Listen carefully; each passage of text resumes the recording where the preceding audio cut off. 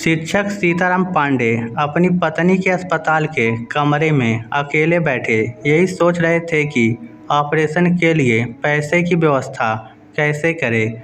हर तरफ से मदद की कोशिश कर चुके थे, लेकिन कोई रास्ता नज़र नहीं आ रहा था।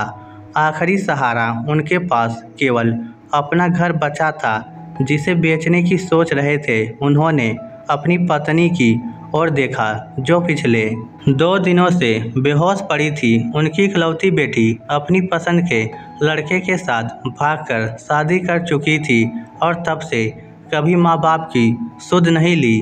तभी नर्स ने आकर बताया कि बड़ी डॉक्टर आ रही हैं और ऑपरेशन जल्द शुरू होगा, बशर्ते पैसे जमा हो जाए। सीताराम ने थोड़ा समय मांगा और तुरंत अपने मोबाइल से लोगों को फ़ोन करने लगे, लेकिन कोई मदद को तैयार नहीं था। कुछ ने फ़ोन नहीं उठाया तो कुछ ने बाद में बात करने की कहकर टाल दिया। थक हार कर वह अस्पताल के बाहर आए और गहरी सांस लेते हुए वार्ड बॉय से पत्नी का ध्यान रखने को कहा। वह पैसे उधार मांगने एक दुकान पर गए, लेकिन वहां भी निराशा हाथ लगी।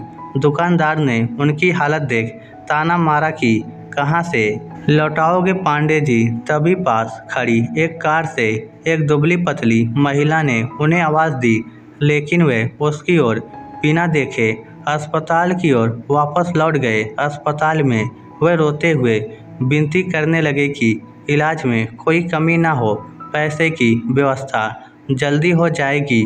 तभी एक डॉक्टर ने उन्हें झिड़कते हुए धक्का दे दिया। इसी बीच बड़ी डॉक्टर आ गई और गिरते हुए सीताराम को संभाला। सभी स्टाफ को डांट लगाकर वह अपने केबिन में चली गई और कुर्सी पर बैठते ही यादों में खो गई। पांडे सर, आज मैं जो कुछ भी हूँ उनकी बदौलत ही हूँ। सीमा, जो अब एक बड़ी डॉक्टर बन चुकी थी, उसको याद आया कि कैसे उसके पिता ने मेहनत मजदूरी करके उसे पढ़ने के लिए शहर भेजा था। कॉलेज में उसके टीचर सीताराम पांडे का व्यवहार बहुत सरल और प्रेरणादायक था। वह उसकी हर तरह से मदद करते, यहाँ तक कि आर्थिक रूप से भी, ताकि उसकी पढ़ाई में कोई बाधा ना आए। एक बार सर ने उसे अपने घर की पूजा में आमंत्रित किया था, जहाँ सर ने उसे बेटी की तरह सम्मान दिया और खाना खिलाया। लेकिन जब सीमा के पिता को किसी ने यह बात बताई तो वे नाराज हो गए और उसे वापस गांव ले जाने पर अड़ गए। सर ने बहुत समझाया कि वह उसे बेटी की तरह मानते हैं और उसकी पढ़ाई बंद नहीं होनी चाहिए। उन्होंने भरोसा दिया कि वह भविष्य में उसके हर खर्च का हिसाब करेंगे और आखिरकार सीमा को कॉलेज पूरा करने की अनुमति मिल गई। आज सीमा समझ चुकी थी कि ऑपरेशन के लिए पैसे नहीं हैं और स्टाफ उनकी गरीबी को लेकर अपमानजनक बातें कर रहा था। सीमा तुरंत मरीज के कमरे में पहुंची, जहां सीताराम अपनी पत्नी का हाथ पकड़े रो रहे थे और माफ़ी मांग रहे थे कि वह इलाज के लिए पैसे का इंतजाम नहीं कर पाए। सीमा ने भावुक होकर सर के कंधे पर हाथ रखा और कहा, सर, मैडम का इलाज होगा, चिंता मत कीजिए।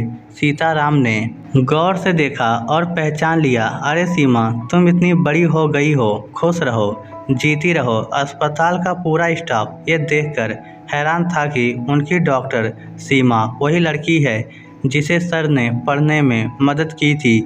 सीमा ने तुरंत ऑपरेशन की तैयारी करने को कहा और अपने हाथों से ऑपरेशन किया। ऑपरेशन सफल रहा और सीमा ने सर से कहा, आप चिंता मत करें, पैसों की बात करके मुझे पराया मत कीजिए। मैं आपकी बेटी जैसी हूँ और बेटी ही रहने दीजिए।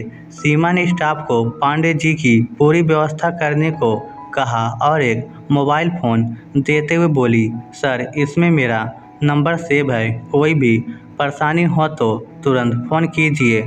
मैं जल्दी ही आपके घर आऊँगी। अस्पताल का पूरा स्टाफ अपने व्यवहार पर शर्मिंदा था। सीमा ने सर के पैर छुए और भावुक होकर वहां से चली गई। इस स्टोरी को लेकर आपकी क्या राय है, नीचे कमेंट करके हमें ज़रूर बताइएगा। धन्यवाद।